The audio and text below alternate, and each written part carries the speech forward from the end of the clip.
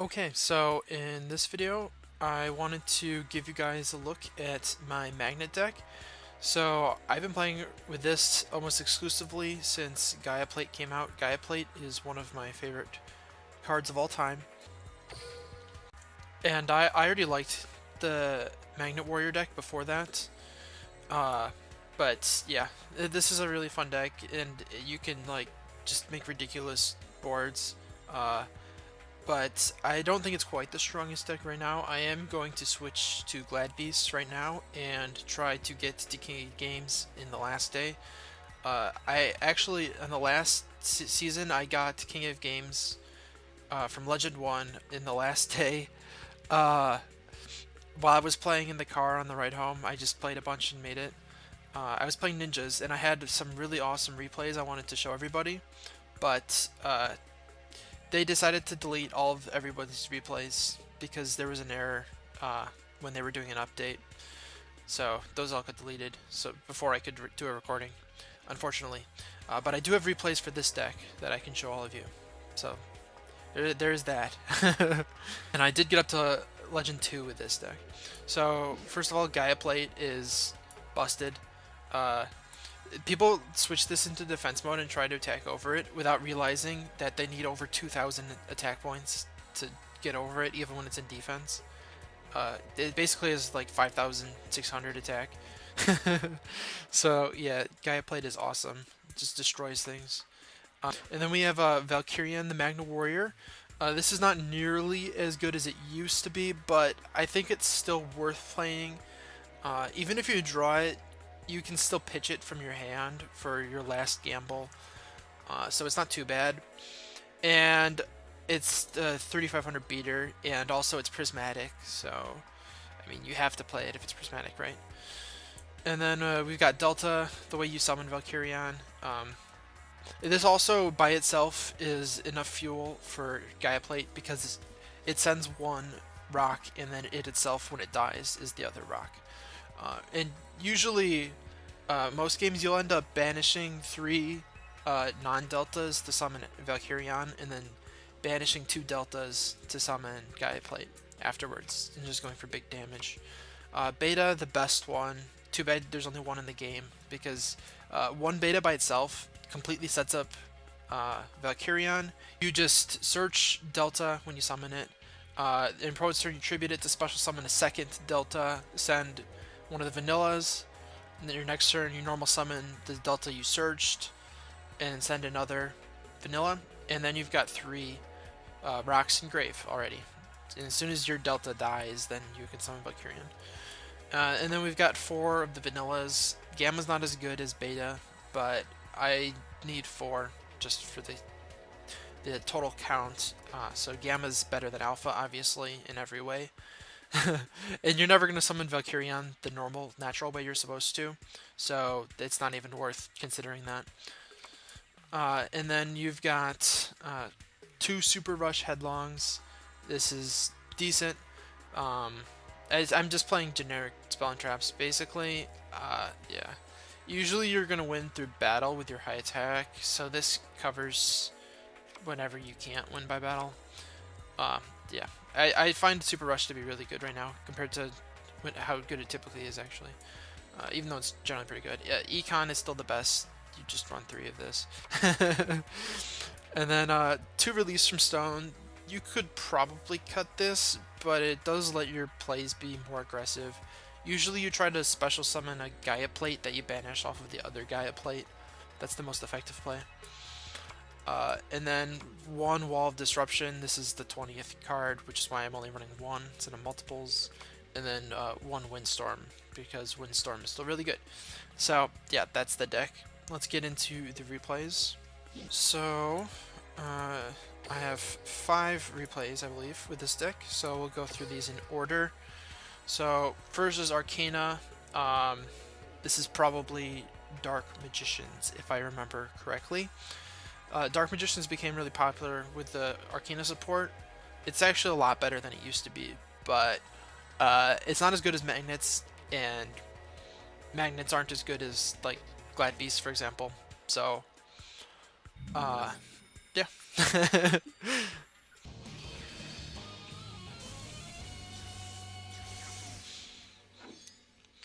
So he ends up going first. I go second.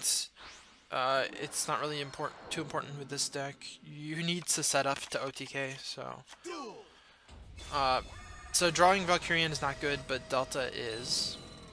He just opens straight up with his Dark Magician right away. And then uses... I don't know why it showed my face. Uses Master Magician, get a random card. So I draw the beta here, and I add a normal beta, because I already have deltas and I want to be able to summon a delta from a deck. And this guy's playing Good Goblin Housekeeping, which is terrible, but he drew multiples. I'm going to pause just so I can talk without getting ahead of me. The replay goes too fast for my taste. Anyways, so this card is basically like Reckless Greed, except it's terrible. It's only good when you draw multiples. And yeah, don't play Good Goblin Housekeeping. He just gets lucky though and it pays off. So he sets the Dark Magic attack with just one set, which is not really worth it. I only set one because I only could, but I probably would have only set one anyways because of high likelihood of having Dark Magic attack. So at this point I'm already set up to summon the Valkyrian as soon as my Delta dies. And he got lucky, drew the third Goblin Housekeeping, which is crazy. It's like the only situation where it's actually good. So he searches the other Dark Magic attack and blows this one on one back row also. It's like, okay, you really need to get rid of it. That was totally a dead card. Anyway, so he kills the Delta, which means I get to summon my Valkyrian. Summon it in defense mode in case he has Econ. I drew Gaia Plate, which is really good because it's already live. He blows his ultimate Providence on my Delta, which is pretty stupid. Discarding a Sphere Karibo, which could have helped them a lot. And then he's got a Champion's Vigilance, which is pretty good on my Gaia Plate, actually. Probably wouldn't have gotten a better use out of it. But he doesn't really have a way to answer my Valkyrian, except I guess he has the Tribute to Doom. So he uses that, kills me, but he's only down to his Magician's Rod, which is smaller than my beta. So we're top teching, and his monsters are smaller, and so I win. So that guy got super lucky with that Good Goblin Housekeeping. He ended up drawing a ton of cards, but he wasn't really playing the best cards. He was playing like Ultimate Providence and Tribute to the Doomed, cards that require you to go -1 to deal with whatever they're dealing with. He'd be better off playing things like Super Resh Headlong, which is just a 1-for-1. Anyways. Moving on, we got YamiYugi. I don't remember what this one was. Usually YamiYugi is Destiny Draw. I'm thinking this might be a Destiny Draw Stahl player. I remember saving one replay like that.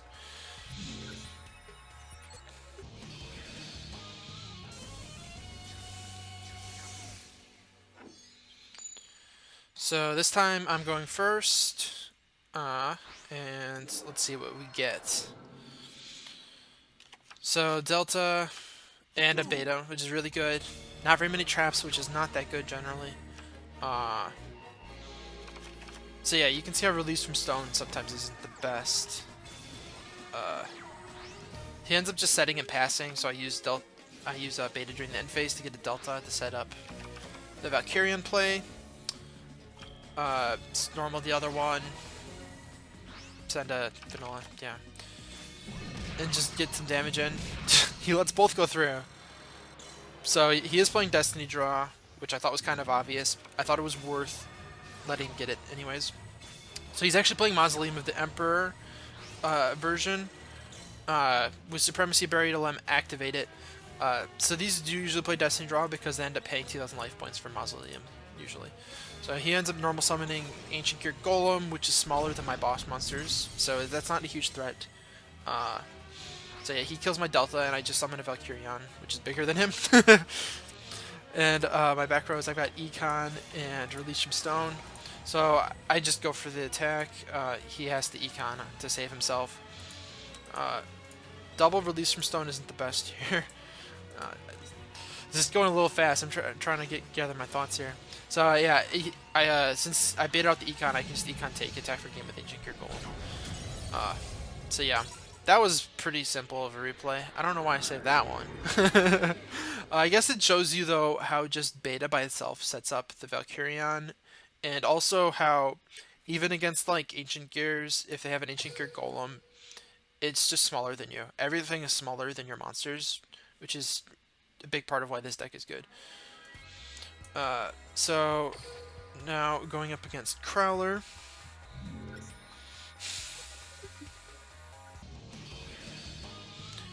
Crowler usually plays either Ancient Gears or Beatdown. So I end up going second.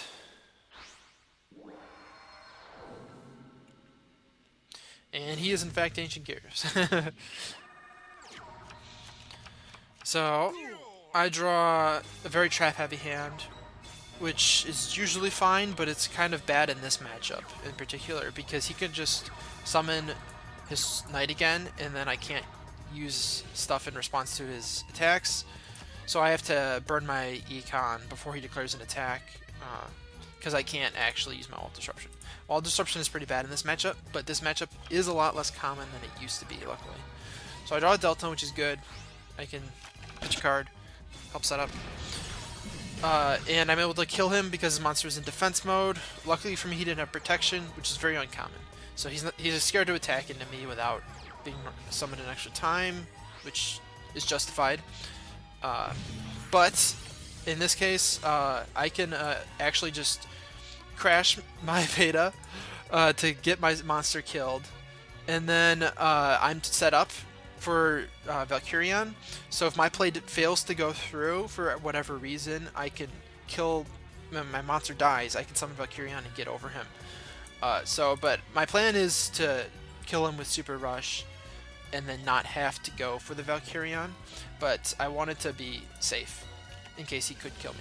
So he does have the econ, so I managed to bait that out with the Super Rush, and now since I set myself up, I can just kill myself, get my Valkyrion, and I'm bigger than him. And I have do I have this Release from Stone? Yep, Release from Stone is live, so that means I can just go for game. So yeah, pretty good play there in my opinion. That is one reason why Release from Stone is good. It allows you to be aggressive like that. You can just go for game out of nowhere. So moving on to the next replay, we've got a Marik. So this might be the burn guy. Marik is usually burn because of his skills. I mean, it makes sense that they would make Marik that way because he did play burn cards like Lava Golem in the actual show, and some other burn cards that weren't as good as Lava Golem. Lava Golem should only be at 1 in my opinion. It's too annoying in this format. Being able to tribute your opponent's good monsters and then give them something that does 1000 damage every turn, it's just crazy. Anyways, so he's playing Balance though, so Balance could be anything. He's playing 21 cards, that's so bad. So he's playing probably zombies or Geminis or that Heavy Knight's in a lot of stuff. So I opened beta. Actually, this is like a great hand except for the Valkyrion, because I have beta plus traps plus the Gaia plate, which is like everything you could want. So yeah, I do my play. He was too scared to attack me. That happens a lot. One thing with this deck is you can go aggro and not be scared in a lot of situations, which I like, because see, like, he's just too scared to do anything. So I activate my Windstorm. At least I'll bait out a trap I bait out a trap. And these monsters don't matter, I kind of want them to die anyways. So, and even now he's too scared to attack, because he's scared of my Wall of Disruption, I guess. But when you sit for a really long time against this deck and don't do anything, you're just asking for trouble, because I just build up, and then I can just make crazy boards, and then you just lose. So yeah, stalling against my deck is not recommended. So here's the situation. This is actually a really funny play. So the situation, I'm going aggro, and I'm baiting out his responses, and that means next turn he's not going to have anything to be able to stop me. But yeah, here since I was able to bait out his rush before, and it's my turn. Sorry, I'm not explaining this well. I'm not 100% on this, but I am pretty good about rulings. I think it's because on my turn, the super rush applies first, because it's during the damage step, which will be after the chain. This doesn't destroy immediately on the chain, but at the start of the damage step. So my turn will go first, so it'll destroy his, and then he won't be able to destroy me anymore because he's not on the field anymore. So anyways, this is the situation where he just attacks into me in defense mode and does nothing because I have your attack. So yeah, he does the econ take play. I could kill the Valkyrion, but it wouldn't be enough damage for game, so I just don't. I've got tons of resources, so I can just keep burning through my banish stuff. Release from stone lets me get game. Search for no reason. So yeah, this is a prime example of why you do not stall against my deck. So, and I guess he was just playing anti-meta stun, but he was not playing it well. You cannot be that passive, especially against magnets. So that is one thing actually. A lot of players play really passively. There's a problem with being too aggressive, and there's also a problem with being too passive. You have to be able to have a good sense of tempo. That's something that you don't really get unless you play a lot. And I've played a lot of in real life Yu-Gi-Oh, and the tempo really does translate a lot. So that gives you a big advantage over a lot of people, in my opinion. Anyways, I think this is finally the random stall player. He's probably playing extra extra. No, he's playing mind scan. Did I just not save a burn? I'm pretty sure. Maybe I didn't save it. I'm pretty sure I remember playing against a burn player who I just destroyed. But anyways, whatever. Pretty good opening as I got traps plus Gaia plate. I don't really have a way to set up the Gaia plate though. And this one goes through. And this time he uses the wall disruption. He got a lot of value out of that by waiting, but I don't really care. So he's playing Glad Beast, okay. So the Super Rush is usually really good because they can't use their effect when they get destroyed that way. Well, because they're destroyed. Even if they weren't destroyed, though, like if they use Super Rush themselves, the battle doesn't happen. That's what I mean. Anyway, so he uses Impenetrable Attack to protect him, but I get to use my Econ. So luckily the battle doesn't happen, and he wasted one of his best cards, an Impenetrable Attack. My turn, I'm gonna just Tribute Summon because why not? Then I've got fodder. So this is a situation where he's not gonna be big enough to get over me, but unfortunately for me, he can still tag out. Luckily for me though, he is another dumb player who doesn't realize that this halves. Do people just not read this? Like, I'm not joking when I say that this happens all the time. People just attack into this in defense. So he wastes a rush recklessly for no reason. But yeah, he can tag out with his Murmillo, but luckily for me, he can't tag into Murmillo because it is a Murmillo itself. He should have switched his what's it called? Bestiary into attack mode to have another that could attack me to tag that out. The Bestiary was more important to tag out actually because you could get into a Murmillo. But he was playing around Windstorm, which is stupid because there's only one Windstorm and there's 3 Econs. People do that a lot also. They play around Windstorm, which is a one-of, and it doesn't make any sense. You should play around Econ because Econ is much more likely to be the set. So yeah, that was me beating a bad Gladiator Beast player. So that's a pretty fun deck. I definitely like playing it. Hopefully you guys all enjoyed the video, and if you did, be sure to check out some other stuff. I am going to be doing some Glad Beast games and hopefully get some recordings from that.